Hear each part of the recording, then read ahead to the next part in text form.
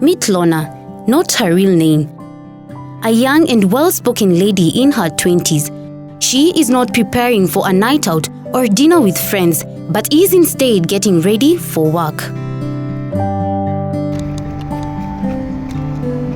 In the pursuit of education came challenges that forced her into a life that she had never envisioned herself in. Lorna is now one of over 1,600 sex workers in Salgaa town, Nakuru County, determined to make it through life. I came here to study, and then after a short while, I lacked pocket money and school fees at some point. So I came to Salgaa and I found the business going on. So I was introduced by a couple of friends in school. I used to see them coming and then going back. They used to have a lot of money, good clothes and everything. So I was tempted one day and then I came. When I came, they introduced me to it. At first I was scared, but with time I got used to it. It has good money. Like when you're learned, you get at least advanced people. So you can get somebody and maybe spend the whole night with the person and they pay you good money. At least 3K on a night when you're with the person the whole night. Conscious of the dangers that come with her work and the fact that she is highly exposed to HIV and AIDS, Lorna does not take chances when it comes to her health. I protect myself with a female condom sometimes, and I also use the male condom most of the time. Some clients are understanding, but some they can even fight you or beat you up because you told them to use a condom. Yeah, so it depends with the client. Some are nice, some are not. So the first thing when I have a condom burst with a client, if the client is willing, I normally tell, there's a clinic over here which handles sex workers. So I normally tell him if he's willing, we go for a HIV test.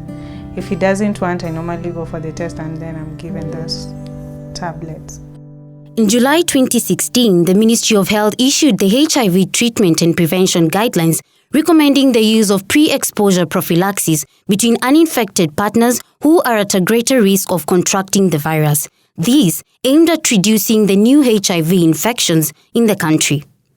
So PrEP is the use of antiretroviral drugs to reduce the risk of HIV infections to the HIV negative people.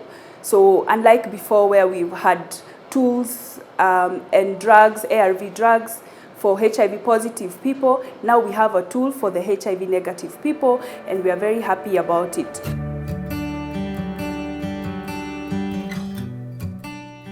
So Kenya rolled out and launched PrEP in May of this year, 2017, and since then has rolled out PrEP in selected public facilities, private facilities, and mission facilities. There are also some select pharmacy outlets in the country. It has only been a few months since PrEP was launched in the country, but the reception the drugs have received, as Joyce tells me, has been encouraging. However, a lot is yet to be done. I heard about it, but I've never seen it. I've seen it in social media, but I've never used it. But I would like to try using it. The main challenge might be, people might not get, why would you take the medicine every day, but you still have to protect yourself?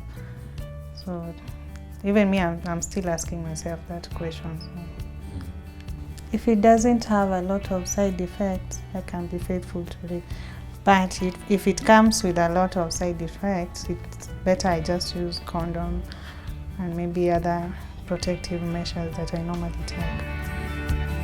She may not be happy with the side effects, but it is even more important for her to take precautions simply because she is female.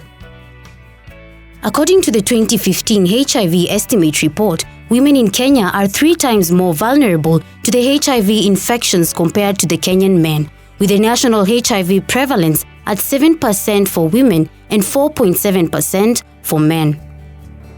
So PrEP is taken 1 pill a day, and just like ARV treatment, within the first 2 weeks of using PrEP, because it's an ARV drug, one might experience nausea, might experience vomiting, might experience diarrhea. This is not in all the people. It's in select people, and these symptoms come and go. Within about 2 weeks, the symptoms sometimes will go. We have not had cases where these symptoms have become so severe that somebody was discontinued using PrEP. However, we advise, or it is advised, that if somebody experiences these symptoms and they become severe to the extent that they are affecting somebody's health, it's advised that they go back to the facility where they received for a checkup and further advice and guidance by a health professional. Since the introduction, we have many people now who are on PrEP and taking PrEP and appreciating the benefits of PrEP. And we have not had incidences where people rejected PrEP. There has been concerns, though, that little is still known about PrEP, and communities are still looking for the information and feeling that they have not been fully informed about PrEP. What I can say for sure is that right now we have enough. The facilities that are offering have enough stock to offer it. What our ask to the government would be that, because this is an externally funded project, we would ask the government to also put in the domestic resources to ensure that PrEP is sustained throughout.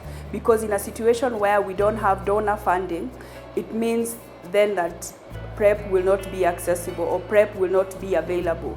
So our ask for the government right now is to put in resources to ensure that PrEP is sustained through the years and not just the 3 or 5 years that are donor funded.